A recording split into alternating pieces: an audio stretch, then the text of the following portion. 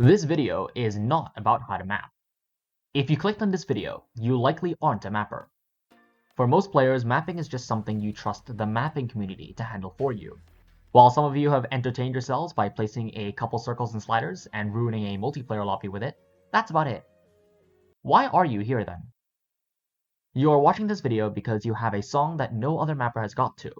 You want to map it yourself.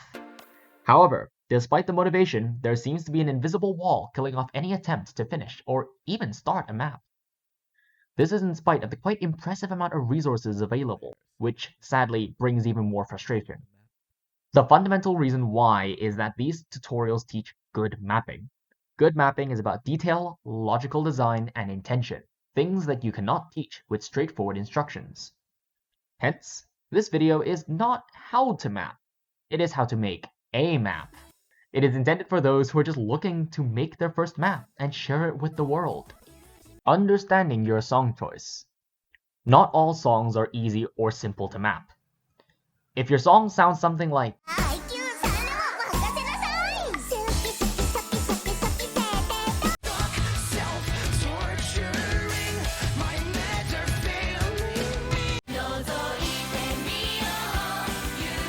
you are already most of the way there. You want songs that are roughly 180 BPM, where you can roughly tap your fingers along with the beat or the melody. Generally, you should be able to apply this tutorial to whatever song you want, but the closer it is to anime, the less likely it is that you'd have to pick another song to follow this tutorial. Getting the song MP3. Yep, we're covering this. If you don't have an MP3, just try one of the following. If it is a popular song, then someone else may have already submitted it. Search for the song in the beatmap pending or graveyard listings and open the song folder to get its MP3. Note, while you cannot upload audio.mp3 to OSU, audio copy.mp3 works just fine. If this doesn't work, YouTube to MP3 sites or just asking mappers on Discord servers should get you some alternatives. Adding in metadata and difficulty settings. When you first submit an MP3 into the game, you will be prompted with a window. Ignore everything but the tabs metadata and difficulty for now. For the metadata tab, if the song's already ranked, copy the metadata. If there isn't, just fill in whatever you know about the song. You can and will definitely be corrected in the forums later. For the difficulty settings, think about what kind of map you want to play. Life is so much easier when you map something for yourself. Look for a difficulty which matches what you're going for and copy their settings. How to time a song. Like metadata, you can copy the timing of an existing ranked map, or if it's good enough, a pending or graveyard map. Make sure you credit whoever timed it in tags or the map listing's description on the website. If such a timed map does not currently exist, use the auto timing program linked in the description below.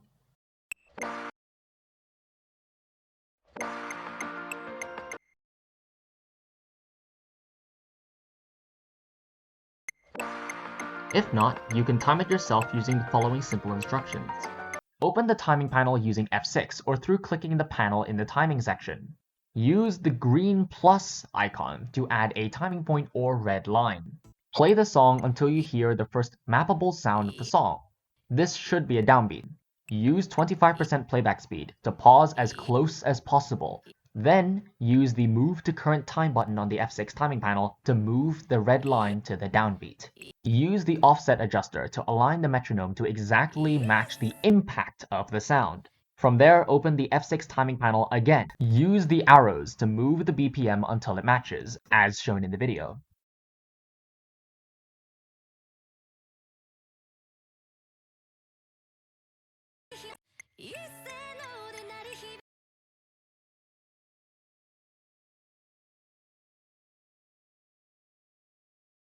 From here on out, keep playing the song, but now at 100% playback speed again.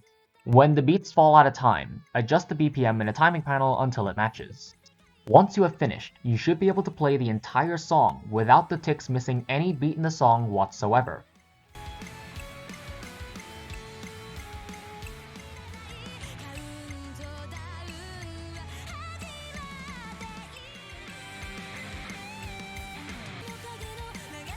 If not, your song requires complex timing and is much harder to deal with. You could choose another song or follow DSCO's complex timing tutorial linked in the description below. When in doubt, this is one of the things which any decent mapper can help you with, so just ask. How to decide structure. From just listening to the song, there should be an exact moment where the song's intensity changes.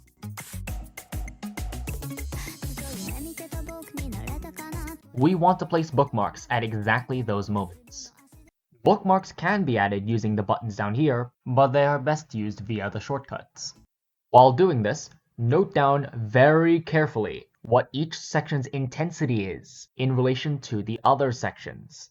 Keep a very close note on repeating sections as well, so verses and choruses are repeating. After that, use Ctrl Left and Ctrl Other Left to go to every bookmark, and Ctrl Shift P to place an inherited timing point or green line on each of them. You will need to click the OK box or the Enter key between each green line to close the timing window each time. The next step is to change the base slider velocity of the map to 1.7 times in the timing panel. Then, follow the table below and assign a slider velocity to each section of the map. If the map has more than 4 or 5 intensities, you can place slider velocities in the middle values, like 0.9 times. It is important to have the same slider velocity for similar sections of the song, and equally important for there to be a different velocity if the verse repeats, but stronger. Once you have decided which slider velocity speeds go where, you can set them into the map pretty easily by scrolling the timeline cursor within each section, as using the F6 key automatically opens the responsible green line for that section. Keep in mind, you can absolutely go for an entirely different base slider velocity if you think it fits the song. Just keep in mind that while different mappers use different bases, the slider multipliers above are pretty common. You should stick to those. How to map rhythm. Rhythm is about when the player clicks. This is vital, but thankfully very simple to get right. We start at the beginning of the strongest section of the song. Listen to the whole section once, and decide on the most important instrument of the section.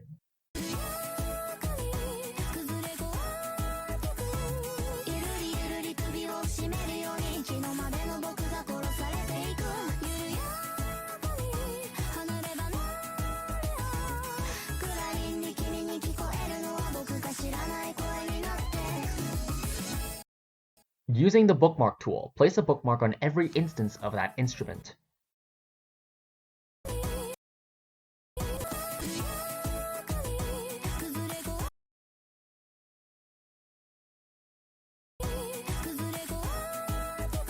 Once you're done, if there are any large gaps, 2 beats or larger, decide whether these gaps deserve to be empty.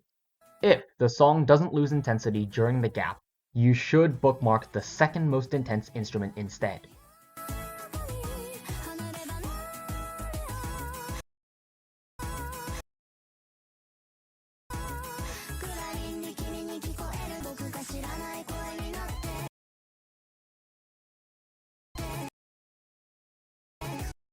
Once you've finished, fill the timeline with circles and sliders.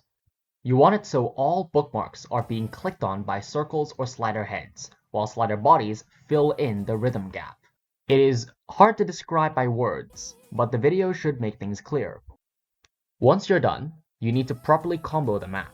Place new combos using the icon button to the right or the shortcut Q on all downbeats. You may have to remove objects and bookmarks to find the big white ticks underneath, but you can just quickly undo.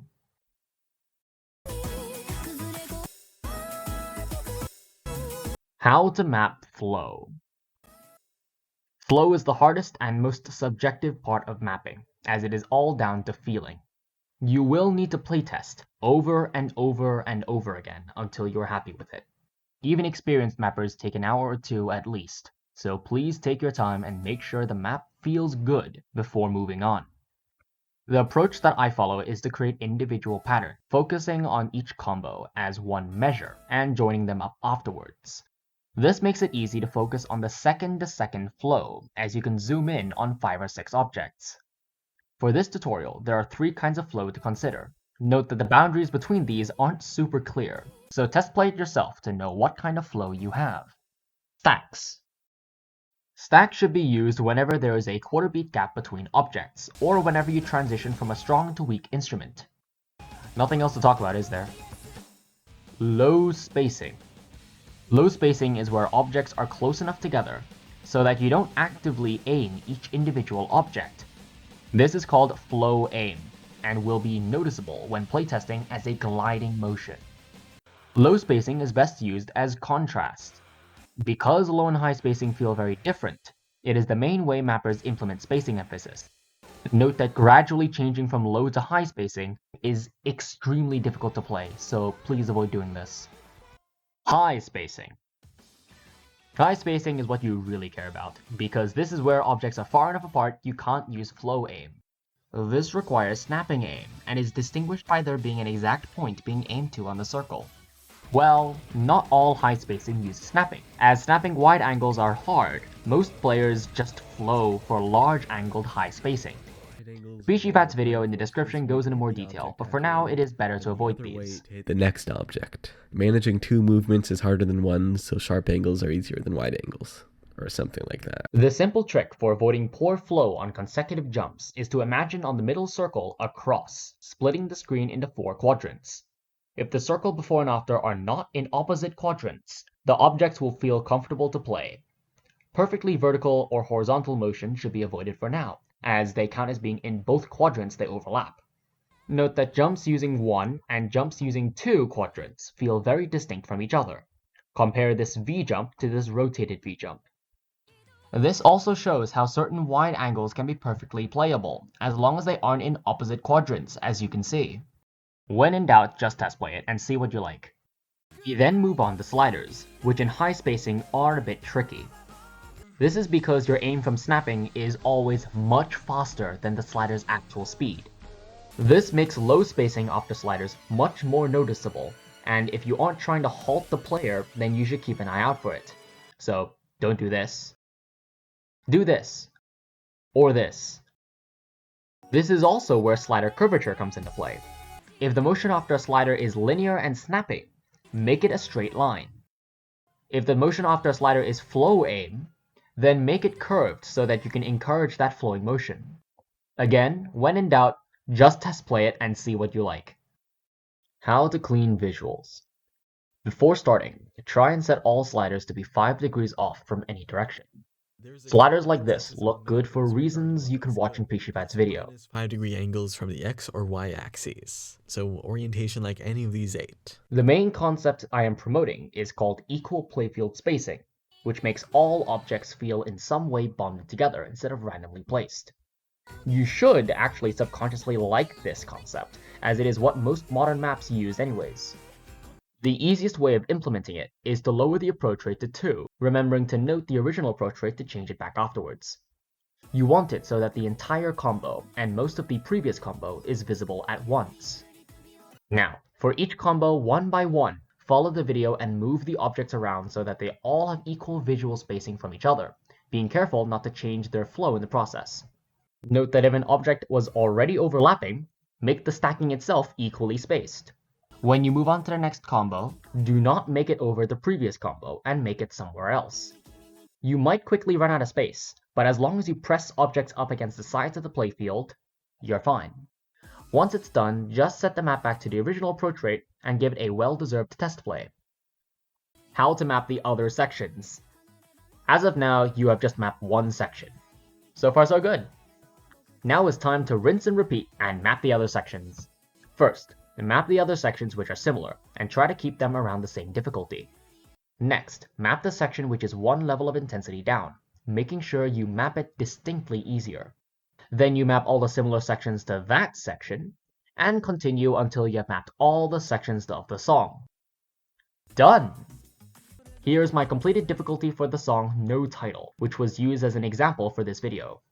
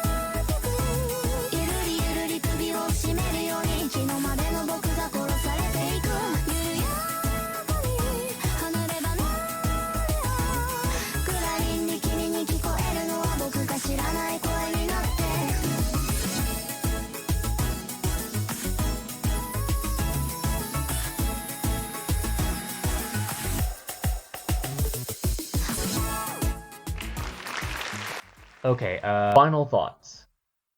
The reason no similar video previously existed is because any straight guide will ultimately end up incredibly prescriptive. There was, and still is, no single best way to make something both fun and interesting, whether in mapping or life in general. What I hope this video does is guide you through the initial deep waters of mapping. While I don't expect much to be accomplished out of this video directly, I believe it is impossible to get good at mapping if you never start. Once you do start, I highly recommend watching Pishifat and Sonnyc's videos, as well as joining active mapping discords to talk to other mappers both new and old. Have a good evening.